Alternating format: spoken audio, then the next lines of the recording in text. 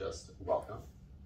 On Tuesday, Veronica told us about a property of holomorphic functions, or property holomorphic functions can have, called Borel regularity, and told us about how we can use Borel regularity to understand why for certain problems,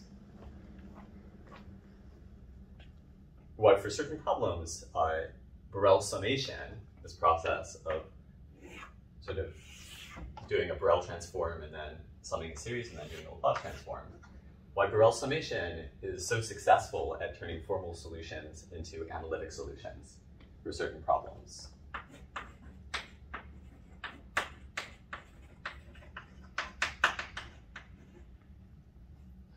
So today, we're going to show you how the perspective of Borel regularity plays out for a certain nice family of examples of the kinds of problems that we've studied.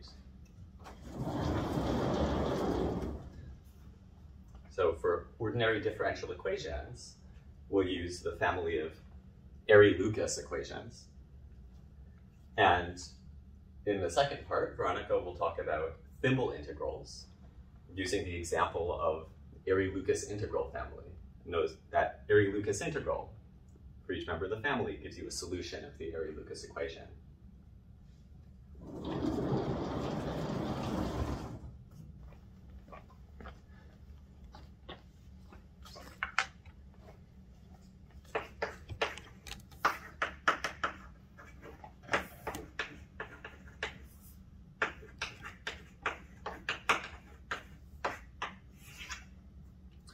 So let me introduce you to the Airy-Lucas equation. First, I'll introduce you to a special case of it that looks particularly simple. So Airy-Lucas equation is a second-order differential equation. You can get an example by just taking that second derivative operator with respect to some variable y.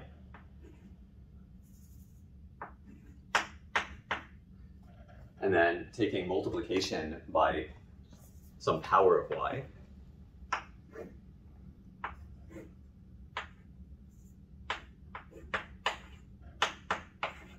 Applying that whole thing to a holomorphic function and trying to get 0. And this kind of equation arises really naturally, kind of an elementary way, if you try to study a more general second-order differential equation, where you now have like an arbitrary holomorphic multiplier function, and you try to approximate this by looking at what happens when you're close to a 0 of the multiplier function.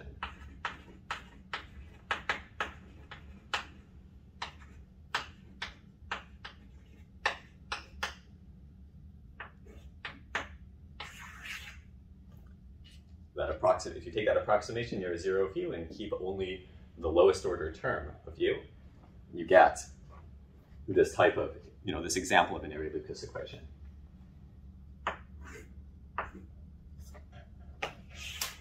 These functions also arise in a less elementary way in recent work by Charbonnier and other authors. And in this work, the Airy-Lucas equations that I showed you here are part of a bigger family with a second parameter. That looks like this.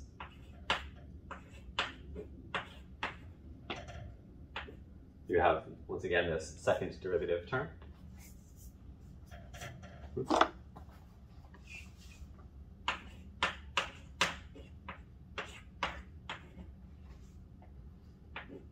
You have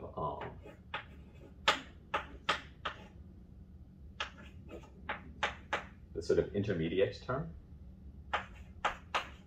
with both division by y and a derivative.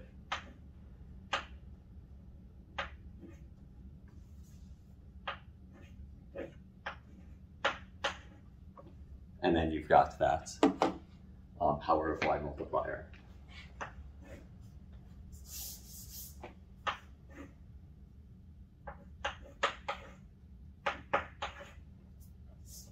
once again, you're trying to get that whole thing to be 0. So this is the whole Arrey-Lucas family. These parameters, n are whole numbers. So n can be anything from 3, 4, 5 up to infinity.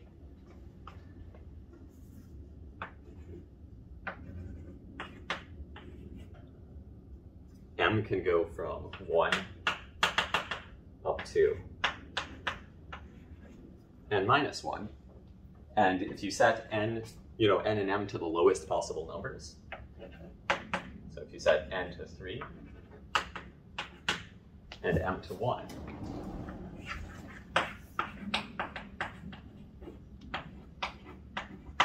then you get the Arrey equation, which is like the most classic example of an equation from this family. So we're going to tell you about how you can solve these types of these equations from this family using Borel summation, and tell you about why that works.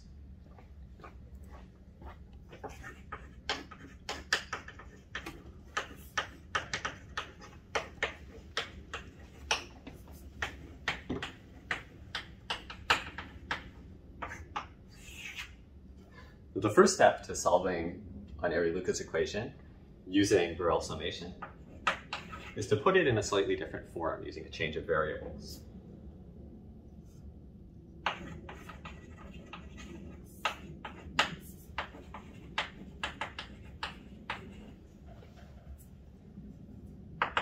The change of variables we do is we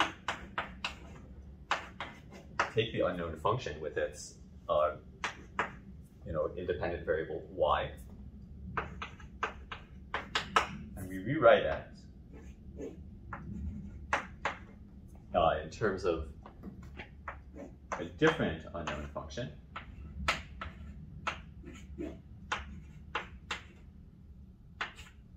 with a different variable. So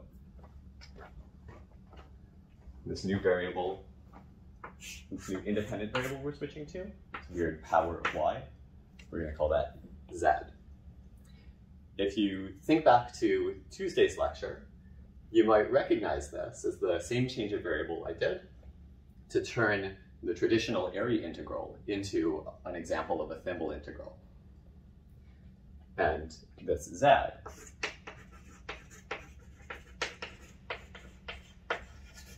was the frequency coordinate, the coordinate on the frequency domain.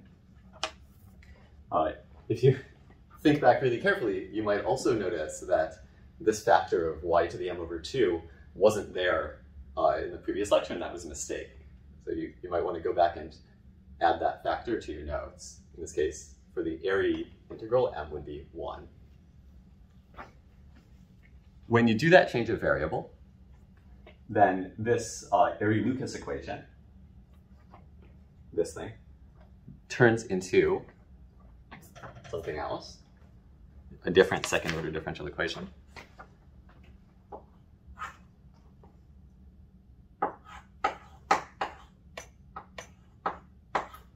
And if you write it in the so-called prepared form that Veronica introduced last time, looks like this. You've got this sort of purely differential part.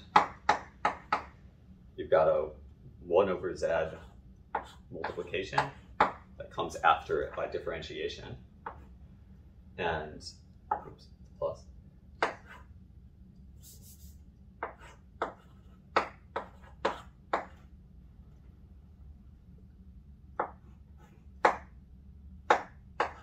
Then you've got like a pure multiplication part. Once again, you're applying this whole thing to some function and hoping you're going to get 0. And this equation, if you sort of rearrange it a little bit, you can see that it's a familiar equation.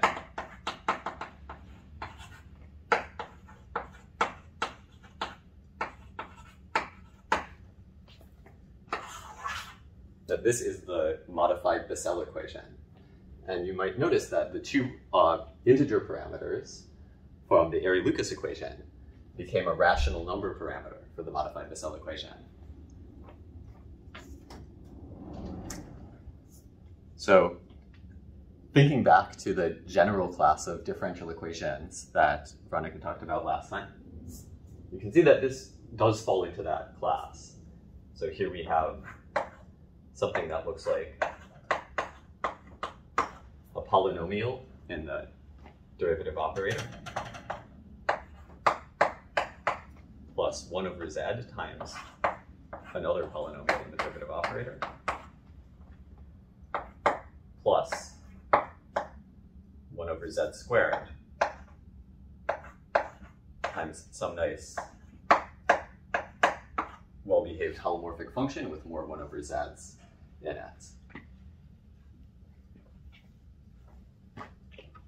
And when Veronica described this class of equations, she said, there were some conditions you need to put on the polynomials p and q and the entire function r, and in this case, the conditions are satisfied. So this is an example of the kind of equation Veronica was telling us about. So now that we've put our Airy-Lucas equation into this nicer prepared form, we can start finding the formal solutions that are the input to the Borel summation procedure.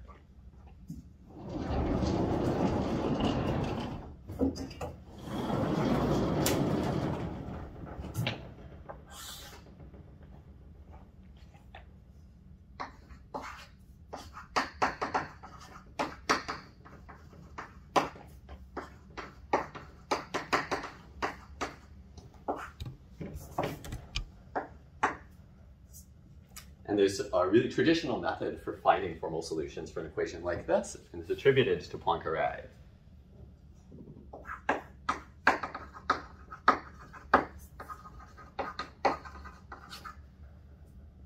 So the Poincaré method works like this.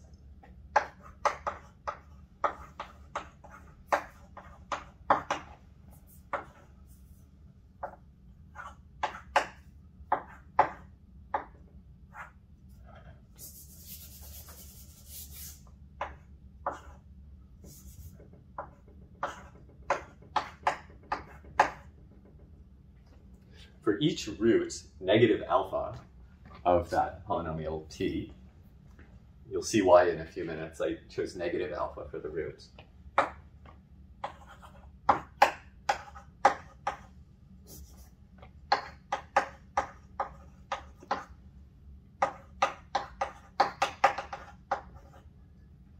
For each root negative alpha, you get a formal solution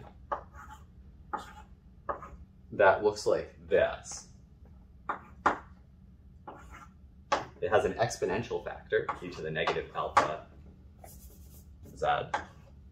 It's got this power factor, z to the negative tau. And then it's got a factor which is some integer exponent power series.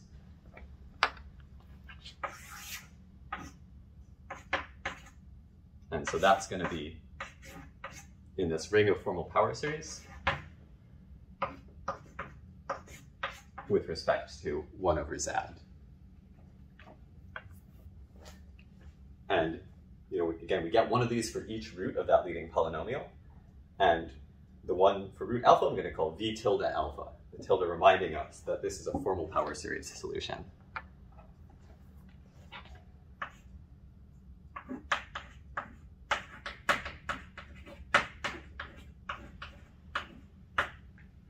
For the Airy-Lucas equation,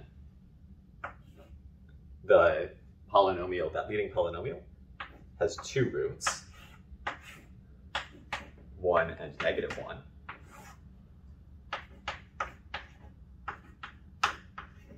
And for each one, the value of tau turns out to be 1/2. By the way, this value of tau is something that you can read off directly from the equation. For each root, you have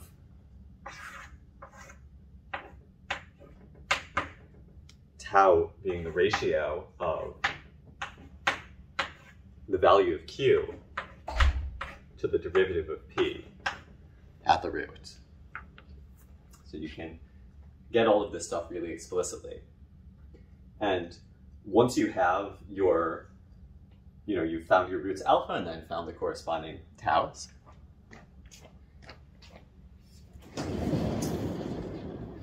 you can start sort of just like solving term by term for the power series. And you get a bunch of numbers.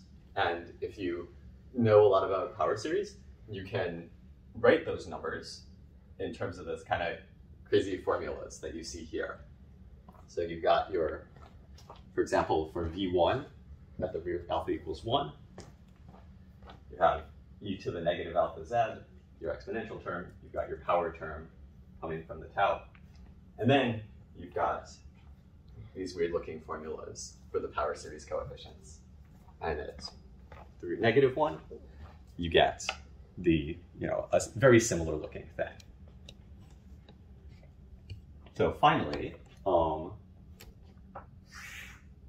as a final step, once you have your formal solutions, you do Borel summation.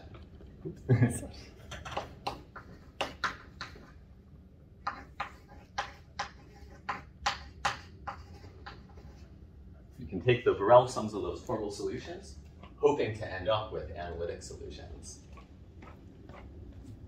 As a reminder from last time, to do Borel summation, we start with formal solutions to some problem in what we're calling the frequency domain.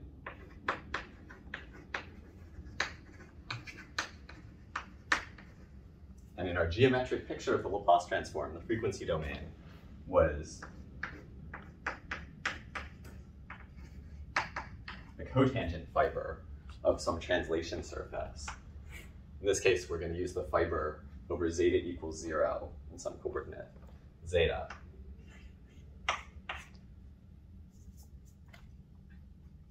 So you take those formal solutions on that cotangent fiber, you do the Borel transform, which is this formal inverse Laplace transform, and you get some formal power series on the position domain, which in our case for now is just going to be the complex plane. In Veronica's part of the talk, it will get expanded just like it did in my part of the talk on Tuesday. And as I mentioned at the end of the talk on Tuesday, because these formal solutions are not just ordinary formal power series, but because they have this exponential factor, making them into so-called trans series or transmonomials, our Borel transform procedure puts them, sort of moves them to a different base point when it turns them into power series in the position domain. So this sort of V1 solution with the e to the negative z factor, exponential factor, turns into a power series close to 1.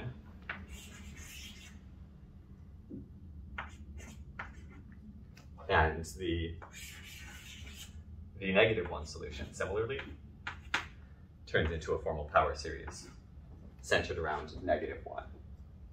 Oh, by the way, at the end of the last talk, when I gave the formula that sort of gave the correspondence between the center point down there and the exponential factor, there was a sign error. So there was like a negative sign missing from the exponential factor. So that's another thing you might want to go back and correct.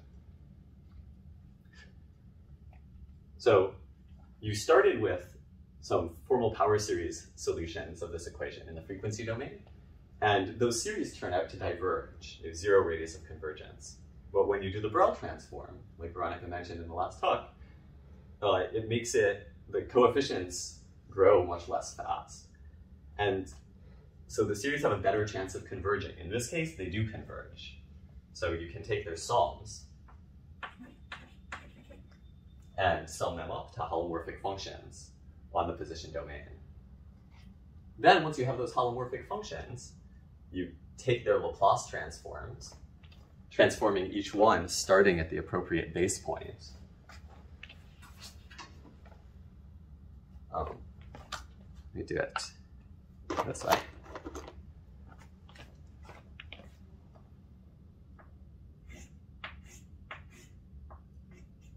You Laplace transform this little v tilde 1, starting at zeta equals 1, and transform little v tilde negative 1, starting at negative 1.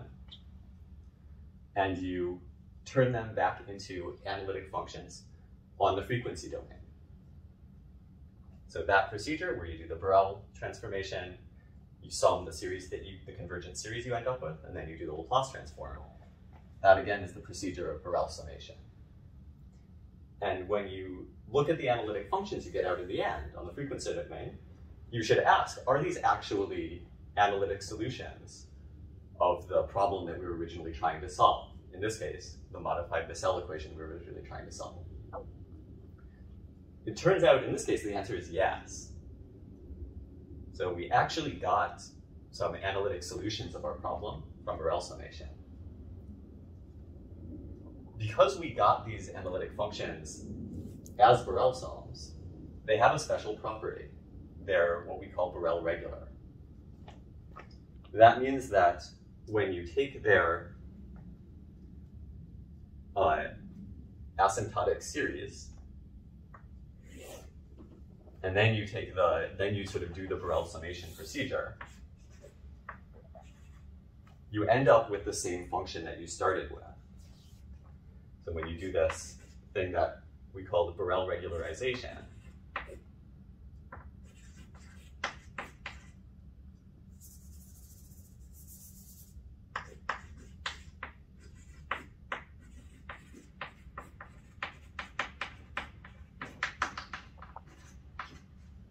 the functions end up unchanged. Not every analytic function is Borel regular, and not every problem has Borel regular solutions. So there's something special about this problem, and there's also something special about this particular pair of solutions that we got from Borel summation. And the goal of this part of the talk is to give you a feel for what is special about this problem, why it has Borel regular solutions, and what is special about those solutions that gives them this special property. And as Veronica described on Tuesday's lecture, the way that we that we've sort of settled on to see what's going on, where all these specialness is coming from, is to take this problem and move it down into the position domain.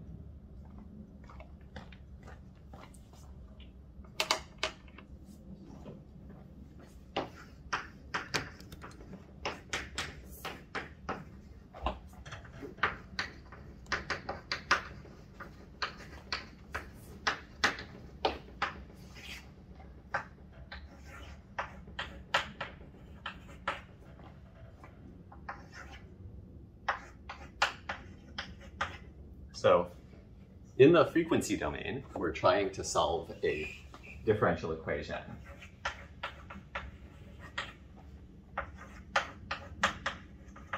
A differential equation is made up of two kinds of parts.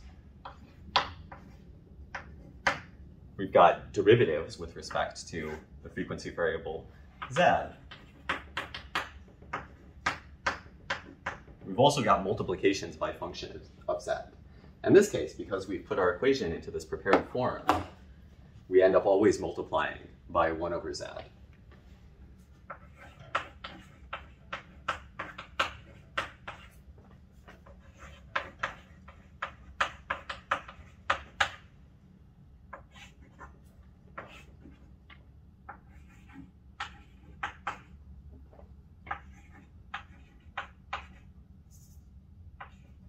When you use the Laplace transform to convert back and forth between the position and frequency domains, these operators become nice operators on position domain functions. So differentiation in the frequency domain becomes multiplication by negative zeta in the position domain, and multiplication by 1 over z in the frequency domain becomes an integration where you sort of integrate from alpha to the argument of your new function, zeta, integrate whatever it is you're plugging into this operator, and you integrate with respect to zeta. So one thing to notice is that this definite integration operation depended on a choice of starting point, and the starting point is exactly the same as the starting point for the Laplace transform. So in this case, if we're translating sort of from the position domain into the frequency domain, let's say using the Laplace transform based at zeta equals 1, like we would do for V1, we would do also this integration operation starting at that point.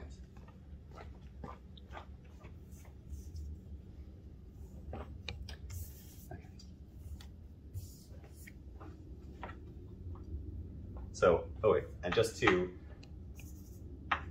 emphasize the really important parts of this integral operator,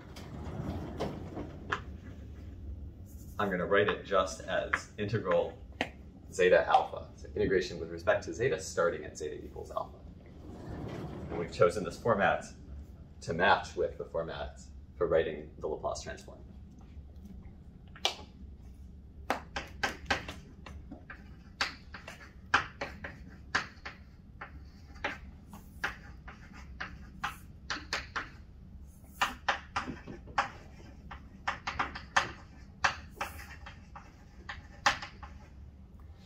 So when we use this dictionary to rewrite the modified Bessel equation in the position domain, you end up with an equation that looks like this.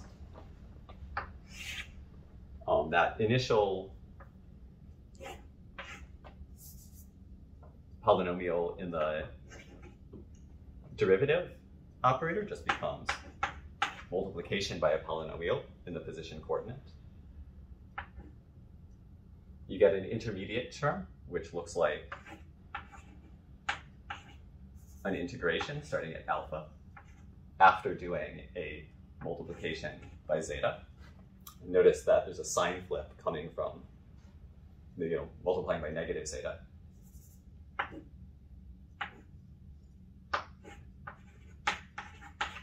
And then this multiplication by 1 over zeta squared becomes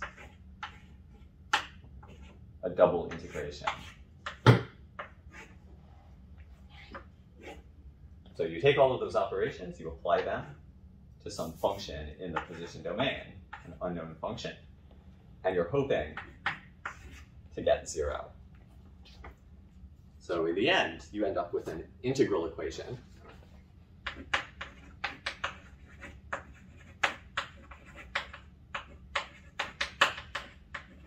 which is equivalent to the original differential equation in the frequency domain that we were trying to solve.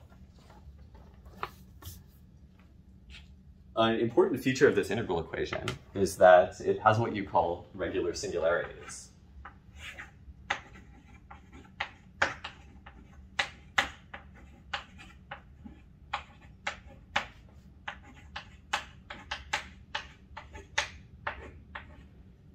So in fact, it has regular singularity at each root of this leading polynomial p.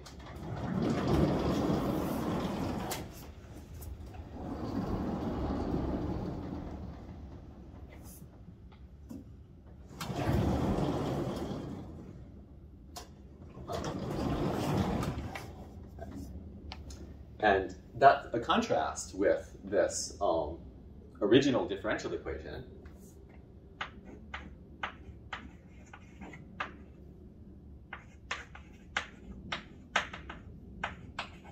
which had an irregular singularity at infinity. So practically, that means that this original differential equation is going to be trickier to solve than this integral equation that we've turned it into. So this integral equation has singularities with nice behavior.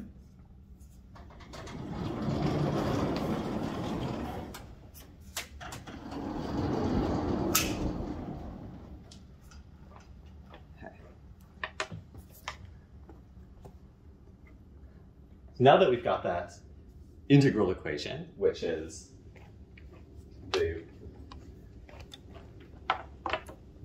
version of our original problem that lives in the position domain,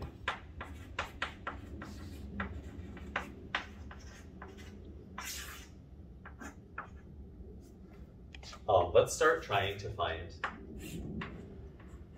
analytic solutions of it.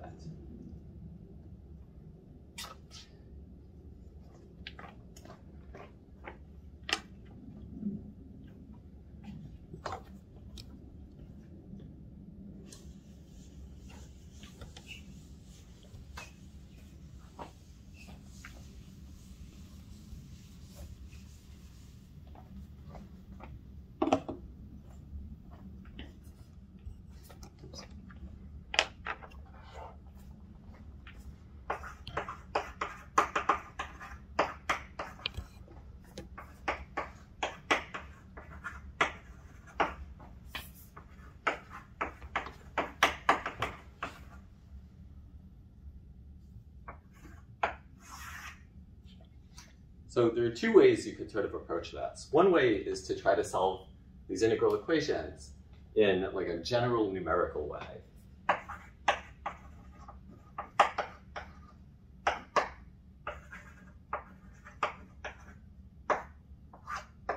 When you get an integral equation, there's kind of a standard way to try to solve it numerically, which is doing iteration, Picard iteration.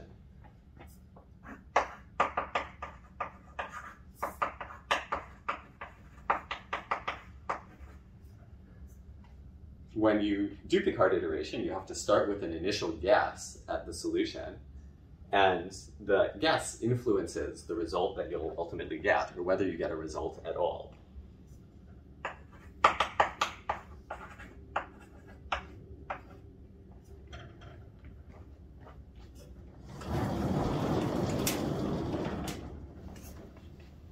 So if you choose the alpha, if you choose this root that you're choosing to get this particular integral equation, so that it's one of the roots of the leading polynomial,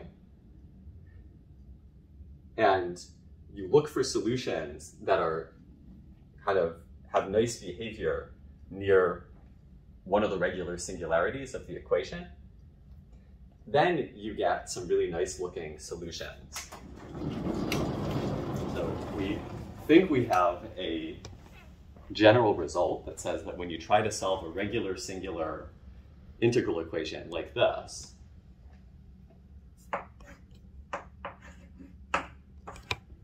and you do Picard iteration with an initial guess that looks like some power of zeta minus alpha,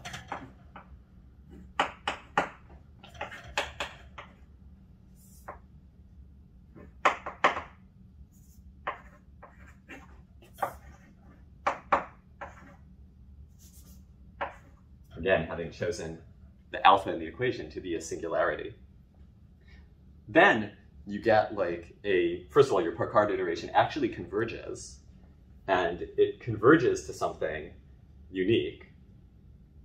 And the thing it converges to retains this nice behavior, this nice singularity at zeta equals alpha of the original guess. So you can get nice sort of unique solutions this way. We think we've sort of demonstrated that. And even better, for this initial guess, you have to use a particular power, tau. And the power turns out to be the same tau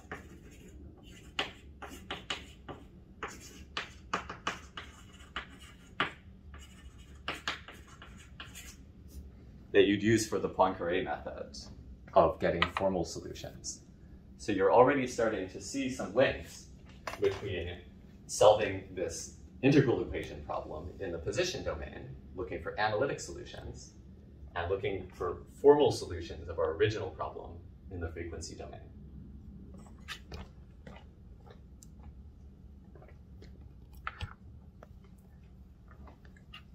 So that's a sort of a nice general procedure for understanding what's going on. But in this particular case, there's a different trick you can do. There's a sort of pencil and paper solution that you can get.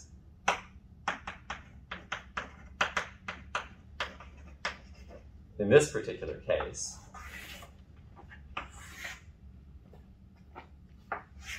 and the way you get it is by differentiating both sides of the integral equation to get a differential equation.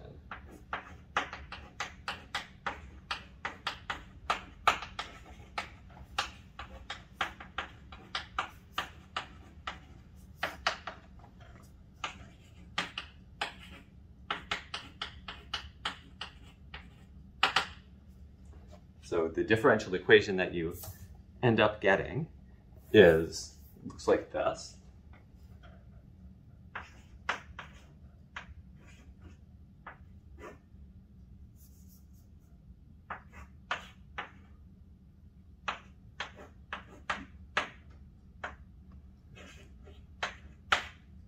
So you have some differentiations appearing before the initial multiplication operator.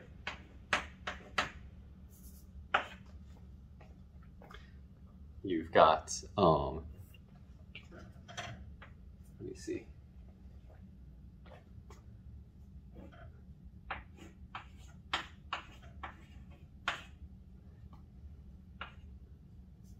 Got this one differentiation that sort of replaces the, sort of one differentiation cancels out with the integration you're doing. You have sort of one differentiation that then appears. And then you've got, let me see. The constant. Right.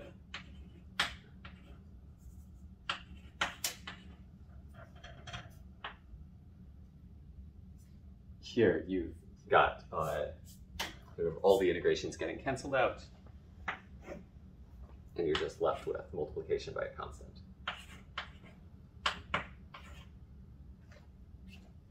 So if you rearrange that equation a bit, you can turn it into a familiar equation. This turns out to be a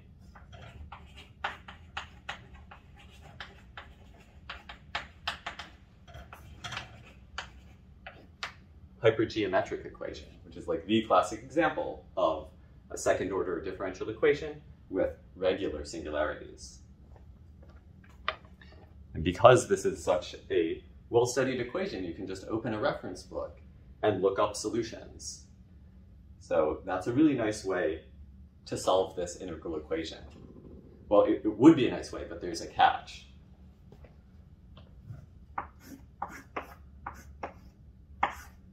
When you turn an integral equation into a differential equation in this way, by differentiating both sides, you may end up with extra solutions, some things that satisfy the differential equation, but don't satisfy the original integral equation.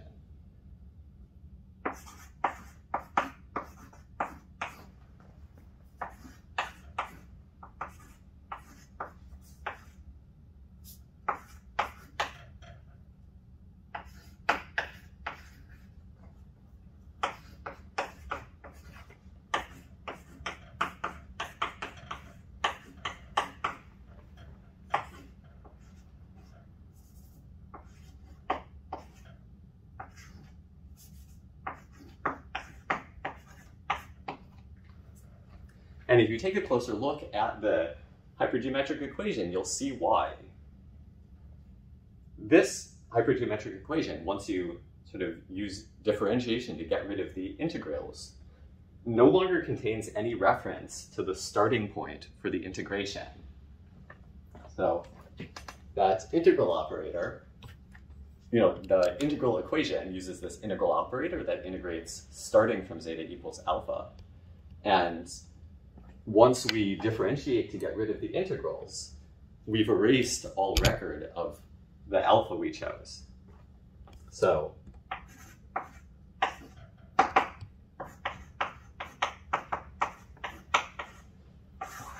kind of makes sense that this differential equation would end up kind of like missing information about the solutions we want, because the equation itself is missing some information.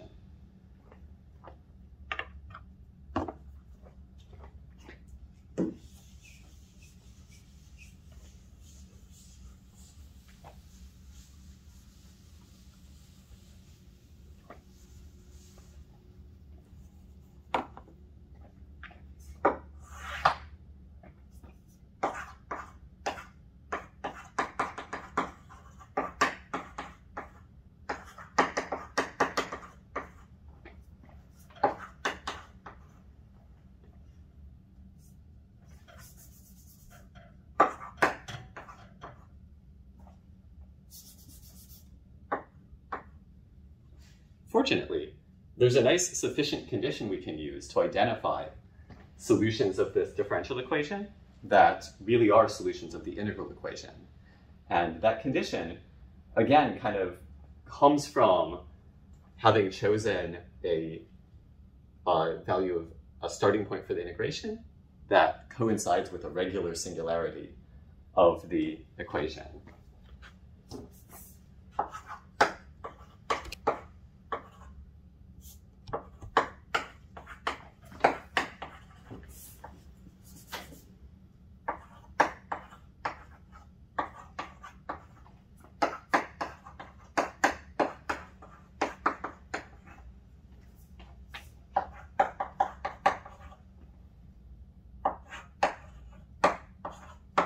So if you happen to find a solution of the differential equation that happens to look like this same, this sort of power of zeta minus alpha,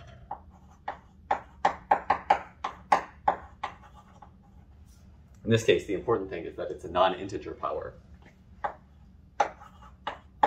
times some holomorphic function, then that solution is guaranteed to be a solution of the integral equation that you started with.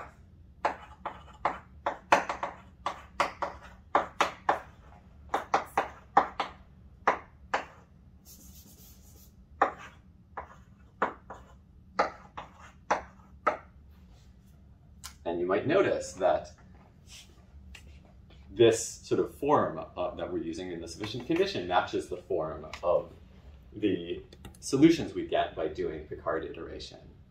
So again, it's this sort of the special nicely singular solutions that you get near a regular singularity that are helping you solve this integral equation.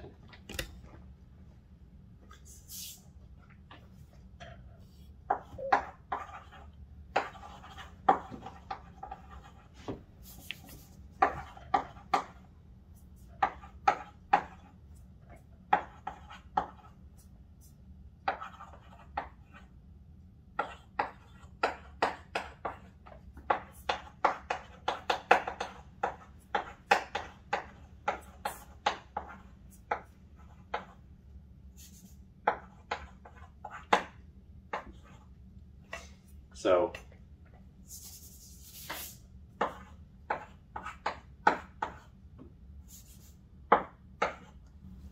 our hypergeometric equation turns out to have one such solution up to scaling for each root negative alpha of p. And oh, I think, okay, there was somewhere back there where root alpha of p instead of root negative alpha. That was, I think that was a mistake as well. So we have one such solution for each root of p. And because those are solutions of a hypergeometric equation, they're written in terms of these classical hypergeometric functions, which are things you can look up in a reference book. And the solutions that we want end up looking like this. So here you've got your non-integer power of zeta minus the root. So in this case, zeta minus 1. In this case, zeta minus negative 1. And then you've got your multiplication by a holomorphic function, because these hypergeometric functions are holomorphic at exactly the point where this thing blows up becomes singular. So that's sort of like a concrete way, in this particular case, of solving the integral equation, analytically solving the integral equation that we got from the modified Bessel equation that we were originally trying to solve. So, okay, let's sort of review. Our original goal was to see, first of all, how Borel summation plays out in this example of trying to solve the Airy-Lucas equation. And so the first thing we did was we turned the Airy-Lucas equation into the modified Bessel equation. That's happening in the frequency domain. We sort of converted that modified Bessel equation, a differential equation in the frequency domain, into an integral equation in the position domain. We noticed that integral equation had regular you get a different integral equation for each sort of choice of starting point for the Laplace transform. And when you choose your starting points to be to sort of coincide with the regular singularities of that integral equation, you get particularly nice solutions characterized by their distinctive singular behavior at the singularities. And you can, in this case, explicitly write down those solutions in terms of hypergeometric functions. The last step of Borel summation would be to take the Laplace transforms of those integral equation solutions and get analytic solutions of the original modified Bessel equation. And in this case, because we're solving an integral equation which is equivalent to the modified Bessel equation, we know that we're actually going to get solutions. So here we've found solutions of the integral equation, and now their Laplace transforms are guaranteed to be solutions of the modified Bessel equation we really wanted to solve. So let's do that. So if you go back to your reference book and take these formulas for these nice special solutions of the integral equation, you can look up some convergent power series representations of these hypergeometric functions. Series look like that. And then you can say, okay, I know, like Veronica told us last time, how to take the Laplace transform of a power series. So let's do that. So you can sort of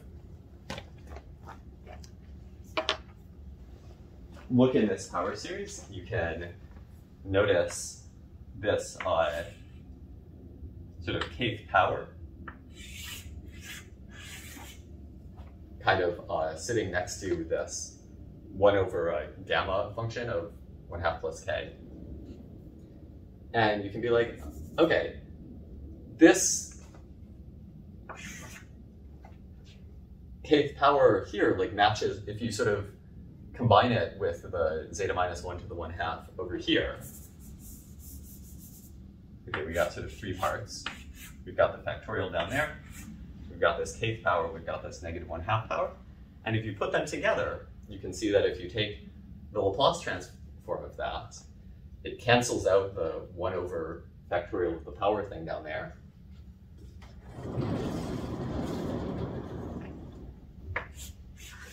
And leaves you with just z to the negative k. Minus 1/2. Minus 1/2, thank you. Okay, z to the negative k with this 1/2 shift. So if you focus on the power series for these hypergeometric equation solutions, you see that they're sort of really transparently like the Borel transforms of the original formal series solutions we got from the Poincaré method. The same thing happens for the solution at -1.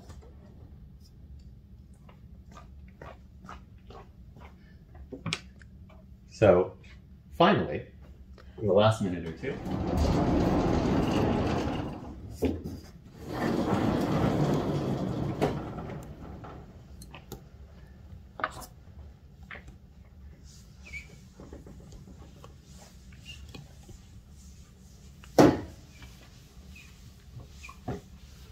let's think a little bit about why these sort of nice equations of nice analytic solutions we got for the modified Basel equation turn out to be Borel regular. Why is it that when you take their asymptotics and then reconstruct the analytic functions using Borel summation, that you actually get back the functions that you started with?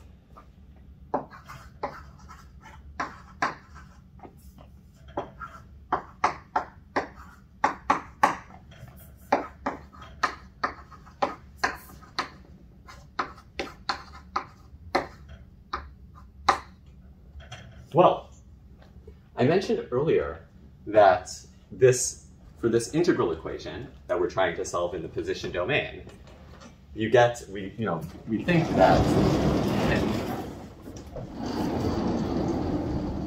state this nice uniqueness result. So that these sort of solutions you get from the Picard iteration are uniquely determined by sort of choosing this singular behavior at the regular singularity.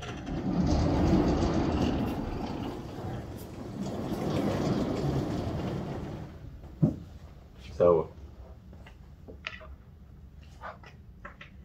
first point is that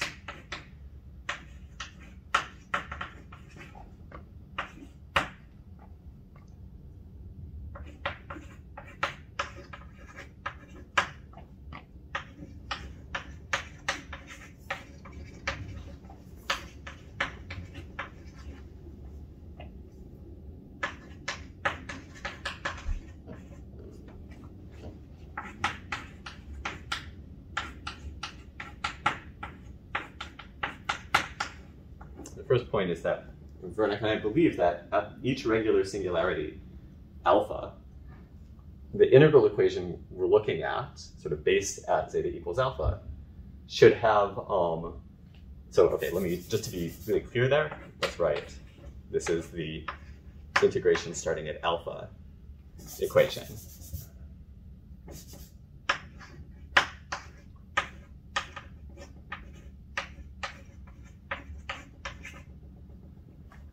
It should have a unique solution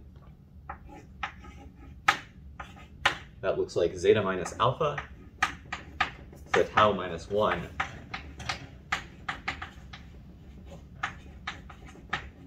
plus some less singular holomorphic. Well, okay, some less singular stuff. I think it can still be singular, but it has to be less singular.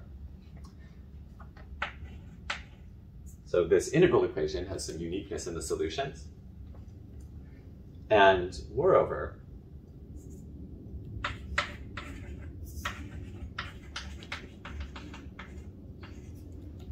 although taking the asymptotic series of a function in the frequency domain throws away a lot of information, one thing it doesn't throw away is the information about the inverse Laplace transform of the function near 0. Because the asymptotic series is sort of telling you what the function does as you go toward infinity in the frequency domain. And infinity in the frequency domain kind of corresponds, I should actually say it. So infinity in the frequency domain corresponds to your base point in the position domain. So in that way, the Laplace transform kind of like exchanges sort of far away and sort of very microscopic. So to say it in the opposite direction, the behavior of the solution via alpha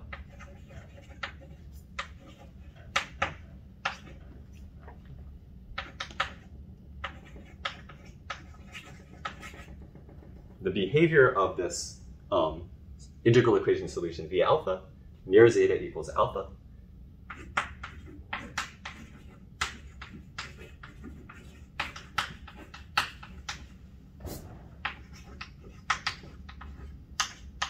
is recorded in the asymptotic series of the Laplace transform of that solution. So if you take these sort of solutions of the integral equation and get analytic solutions for the modified Bessel equation by Laplace transforming them, the asymptotics of these things record this sort of singularity information, the singular behavior of the integral equation solutions you started with. When you Borel transform those, the asymptotic series for the solutions you got, and then sum the series that you get down in the position domain, the Borel transform kind of converts that behavior of the asymptotic behavior back into behavior near the base point. And since this Borel transform is taking something with this exponential tilt to a series that's like centered at the base point you were using, this is kind of like taking that information stored at infinity in these analytic solutions and kind of recompressing it back into information stored at your base point where you're looking at the power series. And because of the uniqueness result that we think we have for these regular singular integral equations, that means that when you sum these power series to get analytic functions, you know those power series, since these asymptotic series are formal solutions of the modified Bessel equation, their Borel transforms are going to be formal solutions of the integral equation. And since those things are actually convergent series, summing them gives you back actual solutions of the integral equation. And the uniqueness result forces those solutions to be exactly the solutions we started with. So the reason that these analytic solutions are Borel regular, the thing that made them special was that they're the Laplace transforms of functions with this nice singular behavior at the regular singularities of the integral equation. And that singular behavior gets remembered when you go to the formal solution. And then the sort of the uniqueness result says that you can reconstruct the solutions you got just from that information. All right, so that's the story of sort of what the modified Bessel equation looks like from a Borel regularity perspective, and why these solutions you get from Borel summation are so special. And in the next part, after a short break, Veronica will tell us about the same examples from a thimble integral point of view.